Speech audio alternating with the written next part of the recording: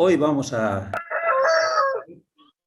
efecto de los iones potasio y de calcio sobre la función cardíaca. Miren, los iones afectan a la función del corazón. Por ejemplo, el exceso de potasio hace que el corazón se dilate y quede flácido. ¿Esto qué quiere decir? Que no tiene que haber mucho potasio en la sangre, porque puede provocar dilatación y flacidez y consiguientemente insuficiencia cardíaca. Y no solo eso, puede bloquear al sistema de conducción. Entonces es importante que el potasio, el sodio, el calcio estén en valores normales. Y esto nos recuerda lo importante que es la homeostasis. Cualquier elevación o disminución del potasio ha de tener efecto negativo en el corazón, como en este caso. El exceso de potasio puede provocar dilatación, insuficiencia cardíaca. Por otra parte, el exceso de calcio. Como sabemos que el calcio produce contracción muscular, el exceso de calcio puede causar contracción espástica del corazón, porque el calcio provoca contracción muscular. Obviamente el exceso, no estamos hablando aquí del calcio normal. Ahora, si le falta calcio al corazón, todo lo contrario.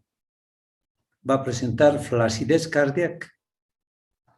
Exceso de calcio, excesiva contracción. Déficit de calcio, flacidez cardíaca. También la temperatura tiene su efecto.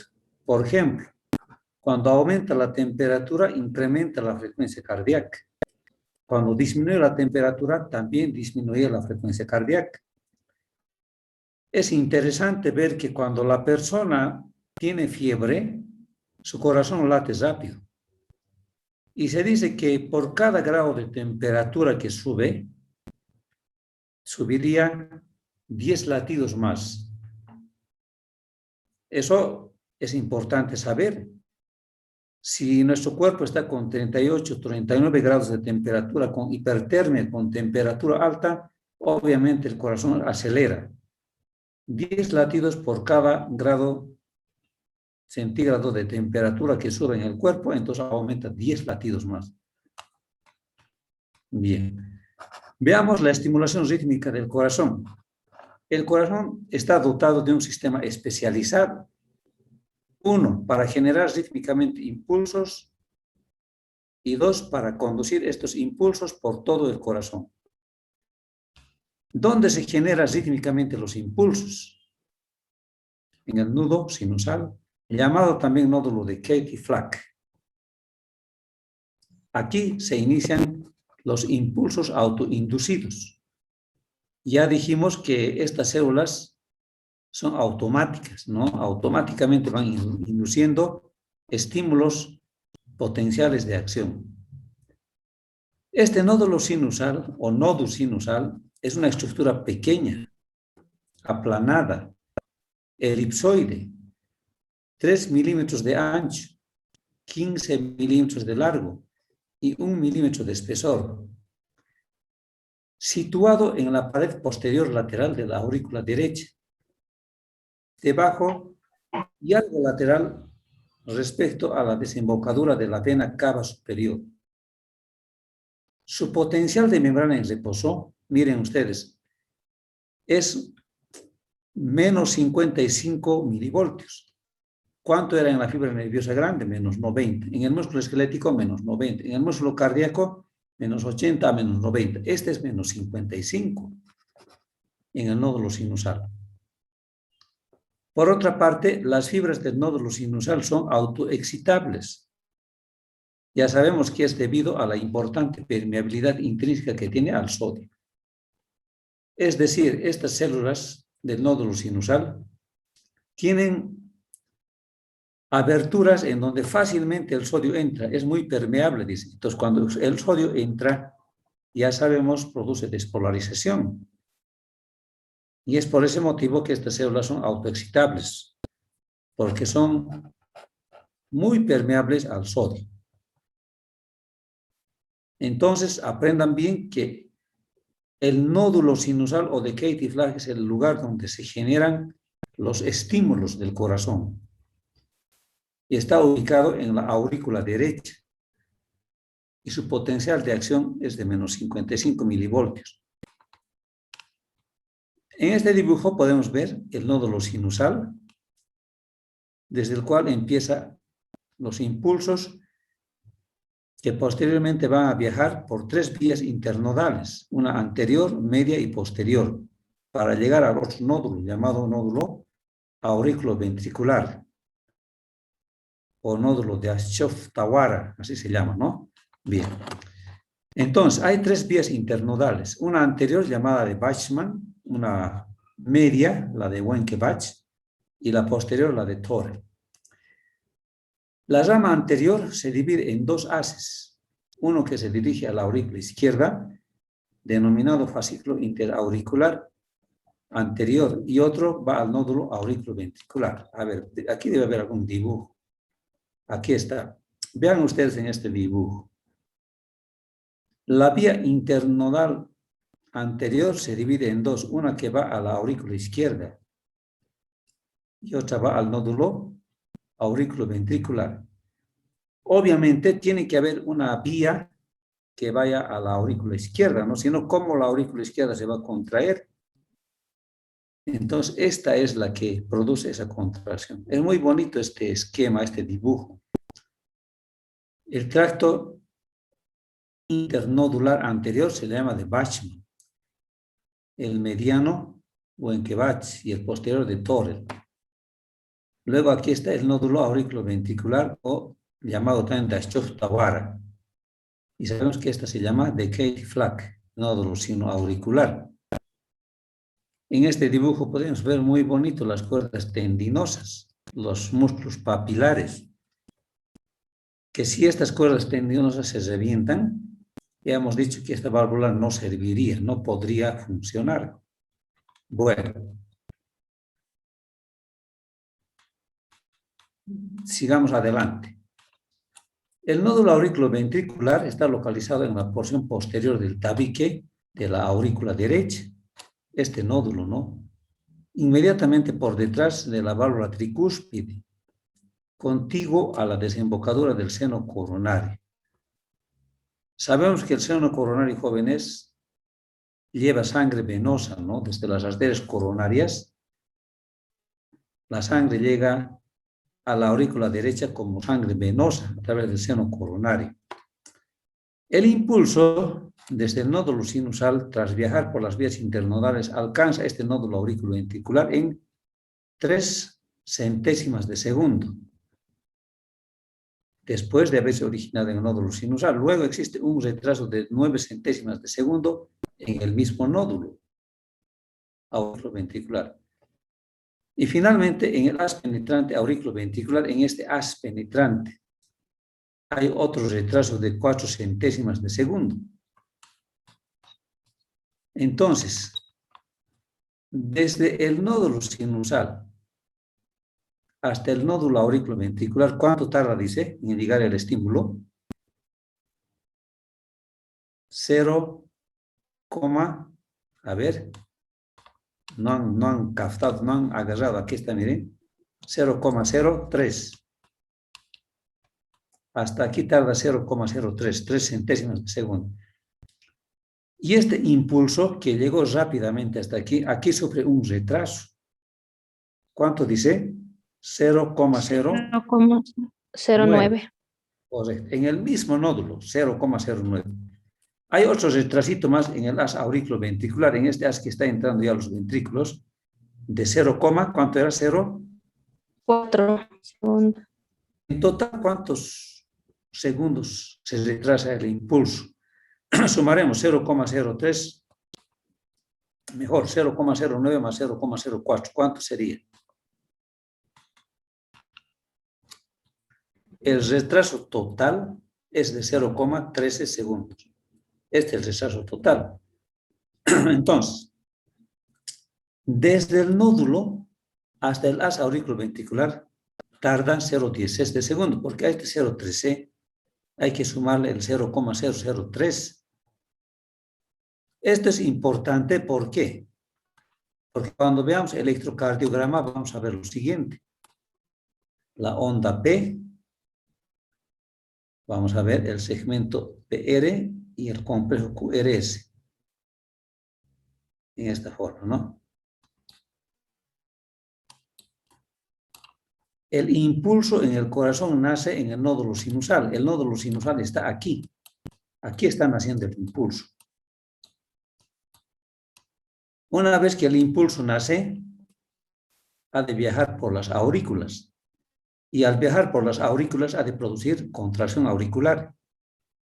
Y en el electrocardiograma se va a registrar como onda P, la contracción auricular. Luego el impulso ha de viajar hasta el haz auriculoventricular. En este punto es cuando entra a los ventrículos. Y cuando entra a los ventrículos el impulso, en los ventrículos produce contracción ventricular. En el electrocardiograma se registra esta contracción ventricular como el complejo Q, R, S. Ahí está, ¿no es cierto? Entonces, es importante ver esto porque en el electrocardiograma nos ha de hacer ver el tiempo que tarda el impulso en viajar por el corazón. A ver, veamos. Desde el nódulo sinusal hasta el nódulo auriculoventricular, ¿cuánto tardaba? 0,16 de segundo. Quiere decir que desde aquí hasta aquí ha de tardar 0,16 de segundo. Desde aquí hasta aquí. Espero que se esté entendiendo esta partecita ahí, ¿no? De aquí a aquí tarda 0,16 de segundo.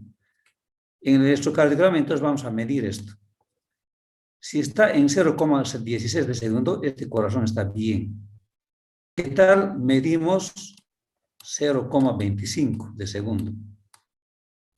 De aquí hasta aquí medimos 0,25 de segundo. Vamos a pensar que hay un retraso terrible en el viaje del estímulo, ¿no? Porque normalmente debería tardar 0,16 nada más.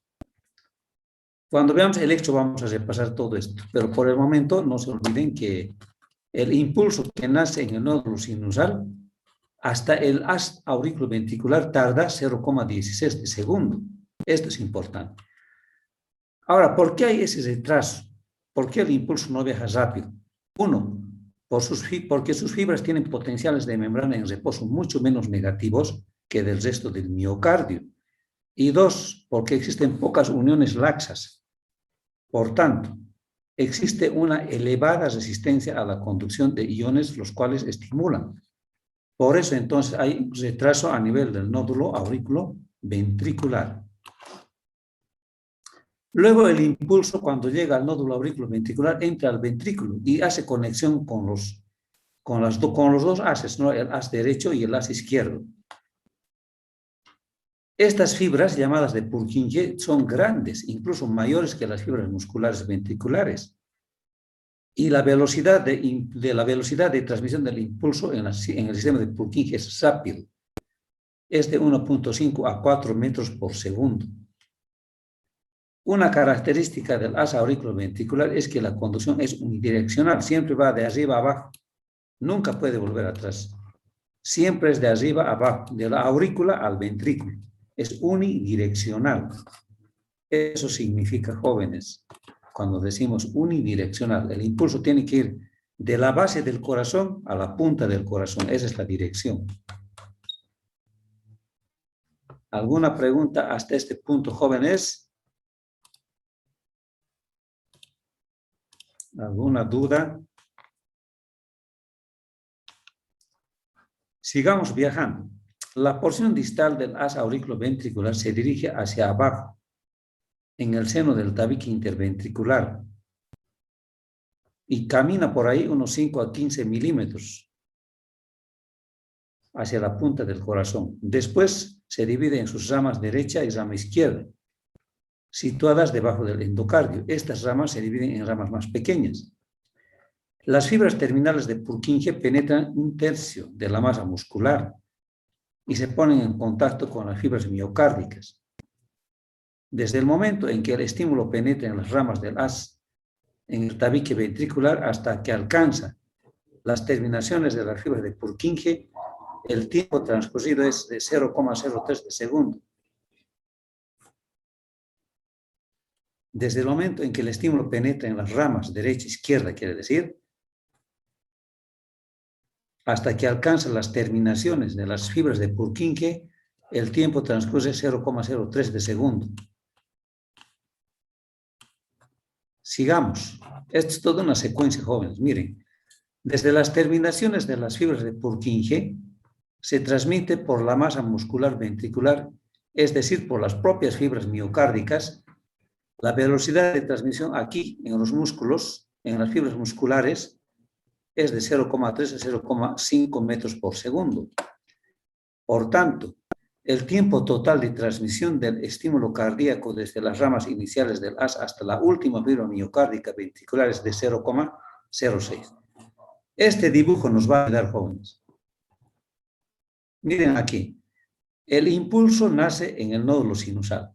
Luego este impulso viaja por las vías internodales, anterior, medio, posterior, y llega al nódulo auriculoventricular en 0,03 de segundo, hasta aquí.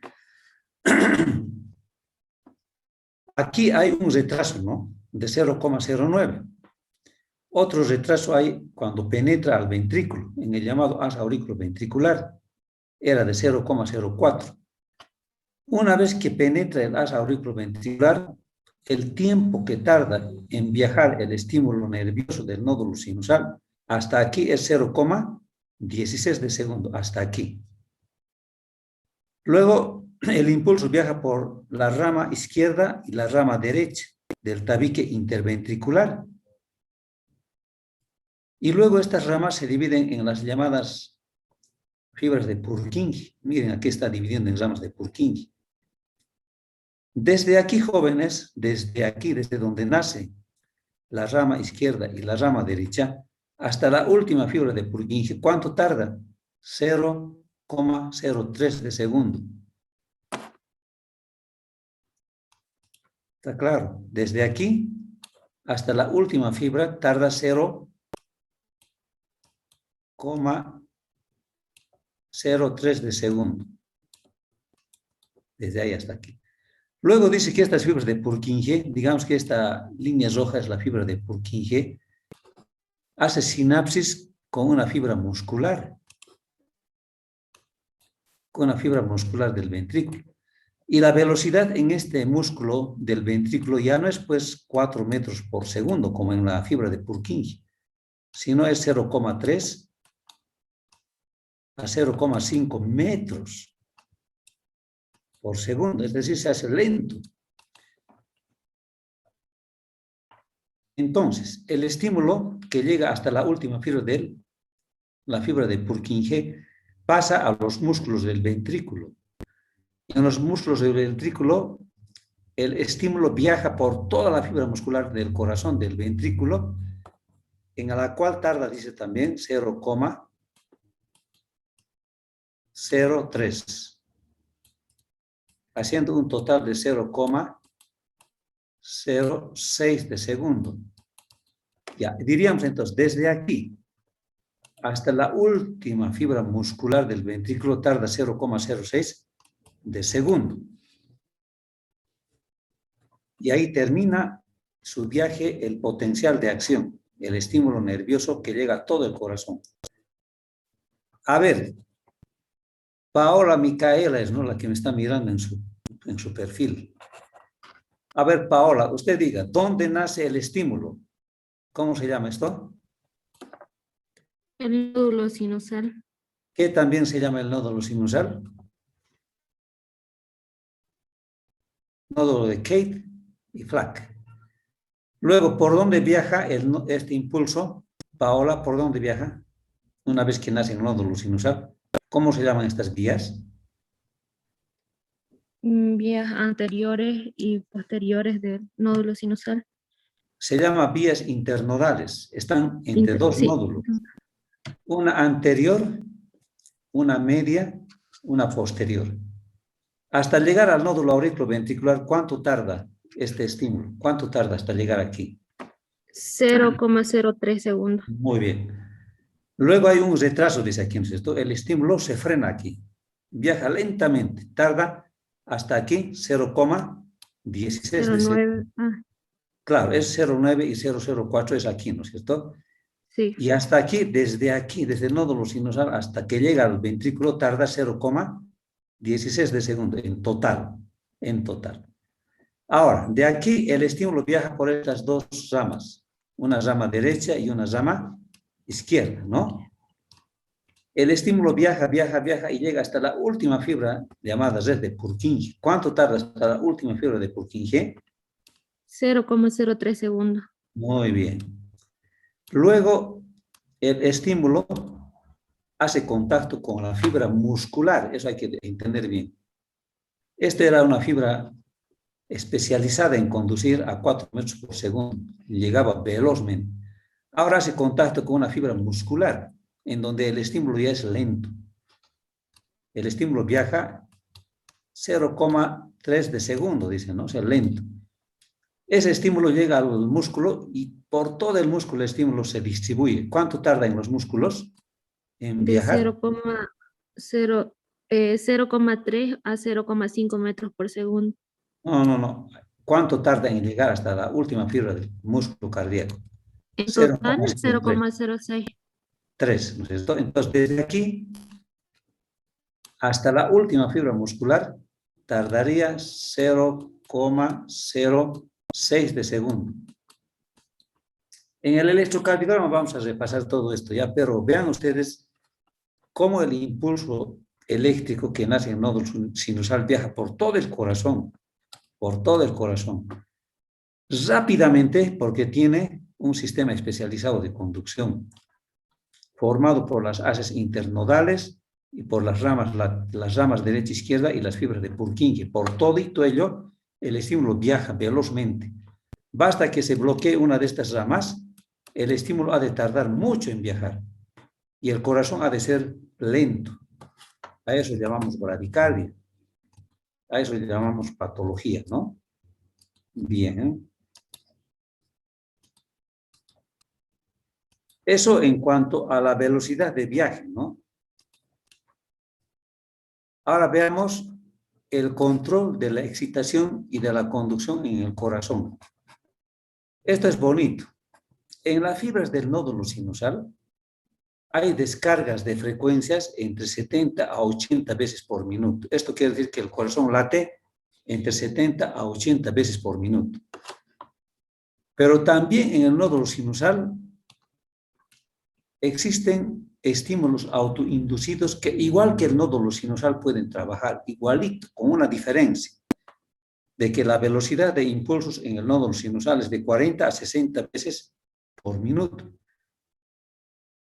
Y finalmente, las fibras de Purkinje también pueden generar impulsos eléctricos automáticamente, pero lo hacen a una frecuencia de 15 a 40 veces por minuto. Por lo tanto, el nódulo sinusal es el marcapasos del corazón. Les pregunto a ustedes, ¿por qué el nódulo sinusal es marcapasos del corazón? ¿Por qué no puede ser el nódulo auriculoventricular o el haz de Purkinje? ¿Cuál sería la respuesta?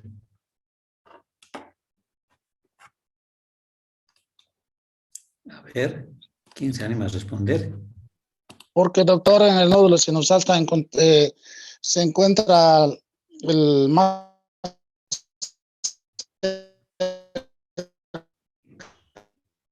digamos, se coloca el marcapaso a los pacientes. No se podría colocar en el otro nódulo, estaría quedando, digamos, en la parte posterior o anterior, como decirlo.